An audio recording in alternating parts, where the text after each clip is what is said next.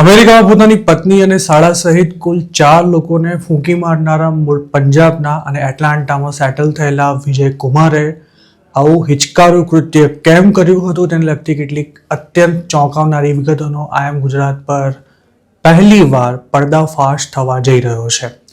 પહેલેથી જ મનાઈ રહ્યું હતું કે હત્યાકાંડ પાછળ પૈસા કે પછી અફેર જેવું જ કોઈ કારણ જવાબદાર હશે, અને હવે એવી નક્કર માહિતી પ્રાપ્ત થઈ છે કે હત્યારો વિજય કુમાર છોકરીઓનો તેમજ પાર્ટીઓ કરવાનો ખૂબ જ શોખીન હતો. એટલું જ નહીં, એક ડિવોર્સી ગુજરાતી યુવતી સાથે પણ તેનું 3 વર્ષ સુધી અફેર રહ્યું હતું. આ ડિવોર્સી યુવતી વિઝિટર વિઝા પર અમેરિકા જઈને ઓવરસ્ટે થઈ ગઈ હતી અને વિજયના હાથ નીચે જ કામ કરતી હતી. એવું પણ કહેવાય રહ્યું છે કે વિજય કુમાર મિલિયન્સ ઓફ ડોલર્સનો આસામી હતો, પણ પોતાના શોખીન મિજાજને કારણે તે બધું જ બરબાદ કરી બેઠો છે. હત્યારા વિજયનું જે ગુજરાતી યુવતી સાથે અફેર હતું તેણે એટલી બધી સાચવી હતી કે આ સ્વરૂપવાન યુવતીને અમેરિકામાં ક્યારે પણ પૈસાની કોઈ જ તંગી નહોતી પડી. તેનું કામ વિજયના જ્યાં પણ ગેમિંગ મશીન્સ ચાલતા હતા તેનો હિસાબ રાખવાનું હતું. એવું પણ કહેવાય છે કે આ યુવતી ડ્રાઈવર્સ લાયસન્સ વિના જોર્જિયામાં ગાડી ચલાવતી હતી, અને જો ક્યારેક એક્સિડન્ટ થઈ જાય તો તે ગાડી ત્યાં જ મૂકીને વિજયને ફોન કરી દેતી હતી અને બાકીનું બધું જ વિજય સંભાળી લેતો હતો. આ યુવતી લગભગ 2 વર્ષ પહેલા જ અમેરિકા છોડી ચૂકી છે, પણ વિજય તેને મળવા માટે ખાસ ઇન્ડિયા આવતો હતો. વિજયની પત્ની પણ તેના આ પ્રેમ પ્રકરણથી માહિતગાર હતી અને તેના કારણે બંને વચ્ચે જોરદાર ઝઘડા પણ થતા હતા. એકવાર તો આ જ બબાલમાં વિજયને તેની પત્નીએ ઘરમાંથી પણ કાઢી મૂક્યો હતો.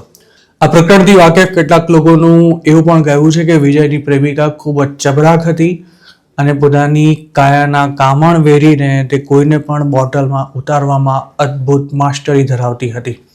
જોકે ચોંકાવનારી વાત એ છે કે વિજયનું આ ગુજરાતી સાથે અફેર ચાલતું હતું તે વખતે પણ તે ઘણી મેક્સિકન્સ અને કોલંબિયન છોકરીઓ સાથે તમામ પ્રકારની મોજ મજા કરતો હતો. એક તરફ તેની પત્ની વિજય સાથે ગુજરાતી પ્રેમિકાને કારણે ઝઘડતી હતી, તો બીજી તરફ તેની પ્રેમિકા મેક્સિકન છોકરીઓ સાથેના અફેરને કારણે વિજય સાથે બબાલ કરતી હતી. વિજયને કેટલાક હેલ્થ ઇશ્યુઝ પણ હતા, જેની ટ્રીટમેન્ટ અમદાવાદની આસપાસ આવેલા કોઈ આયુર્વેદિક સેન્ટરમાં કરાવાતો હોવાનું પણ કહેવાઈ રહ્યું છે.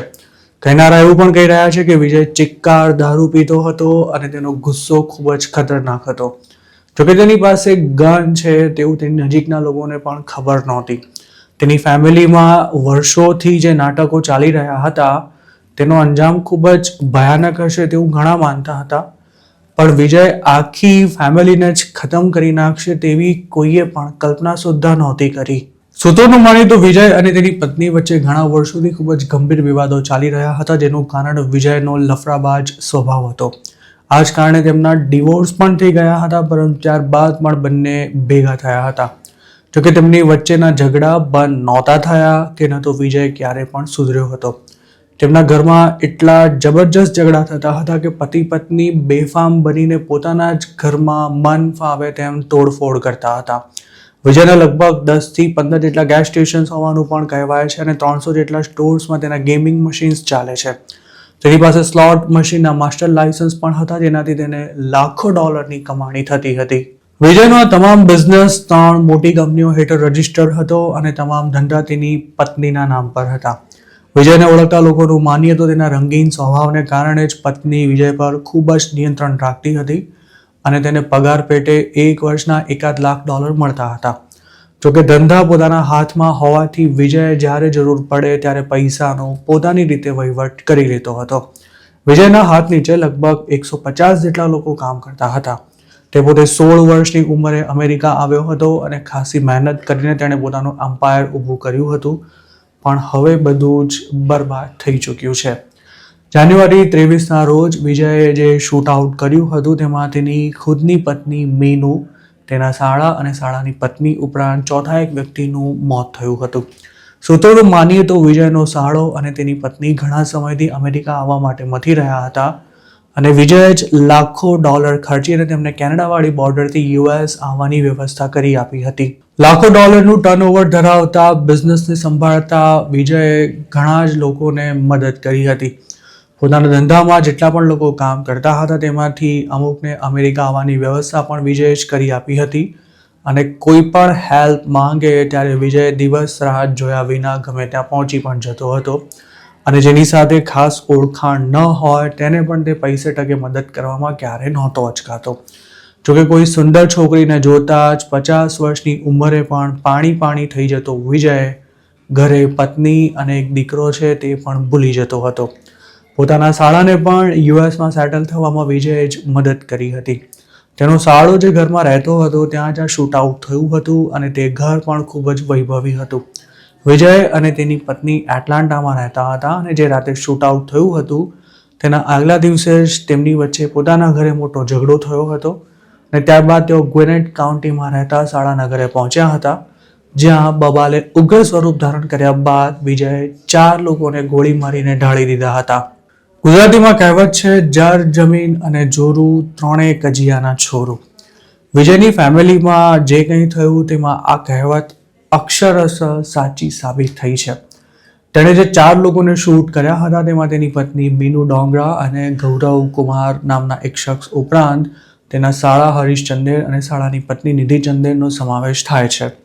વિજયે ફાયરિંગ કર્યું ત્યારે ઘરમાં 3 બાળકો પણ હાજર હતા, પરંતુ તે ત્રણેય એક કબાટમાં છુપાઈ ગયા હતા અને ત્યાંથી જ વિજયના 12 વર્ષના દીકરાએ જ 911 પર ફોન કરી દીધો હતો. શૂટિંગ કર્યા બાદ વિજય ઘરમાંથી ભાગીને નજીકના જંગલ વિસ્તારમાં પહોંચી ગયો હતો, પણ પોલીસે ગણતરીની મિનિટોમાં જ તેને પકડી લીધો હતો. હાલ તે જેલમાં બંધ છે અને તેના પર મર્ડર સહિતના ખૂબ જ ગંભીર ચાર્જીસ લગાવવામાં આવ્યા છે, જેમાં તેને મોતથી લઈને આજીવન કેદ સુધીની સજા થઈ શકે છે. તેણે જે ગુનો કર્યો છે તેની ગંભીરતાને જોતા તેને ક્યારે પણ પેરોલ નહીં મળી શકે. હાલ વિજય 51 વર્ષનો છે અને તેને અનેક પ્રકારના હેલ્થ ઇશ્યુઝ પણ છે. તે છેલ્લા શ્વાસ સુધી જેલમાં જાય છે તે નક્કી છે. તેણે જે કંઈ કર્યું તેનાથી તેનો લાખો ડોલરનો ધંધો હવે વેરવિખેર થઈ ચૂક્યો છે. બાપ જીવતો હોવા છતાં પણ 12 વર્ષનો તેનો દીકરો અનાથ થયો છે અને એક નહીં પણ 2 ફેમિલી ખતમ થઈ ચૂકી છે. કેટલાક લોકો સુખી તો હોય છે પણ સુખ ભોગવવાનું તેમના નસીબમાં જ નથી હોતું.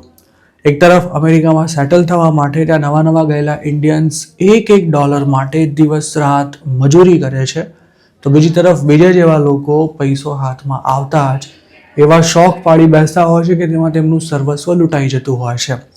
વિજયની જેમ જ ઘણા ઇન્ડિયન્સે ભૂતકાળમાં આવા કાંડ કર્યા છે, જેની સજા તેમની સાથે તેમના ફેમિલી મેમ્બર્સને પણ ભોગવવી પડી છે.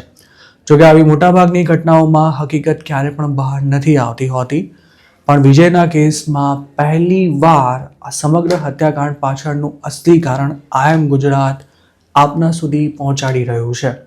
અમેરિકા જેવા દેશમાં ફાઇનાન્શિયલ પ્રોબ્લેમ્સનો ઉકેલ લાવવો પ્રમાણમાં સરળ છે, પણ જો ફેમિલીમાં એકવાર કશું બખડજંતર થઈ જાય તો તેને પાટે ચડાવવામાં ક્યારેક આખી જિંદગી નીકળી જતી હોય છે અને અમુક કેસમાં ફેમિલી જ વેરવિખેર થઈ જાય છે. એવું નથી કે માત્ર પુરુષો જ આવા કાંડ કરતા હોય છે. ક્યારેક ઘરની સ્ત્રીના લફડાબાજ સ્વભાવને લીધે પણ હસતા રમતા પરિવાર સફાચટ થઈ જતા હોય છે.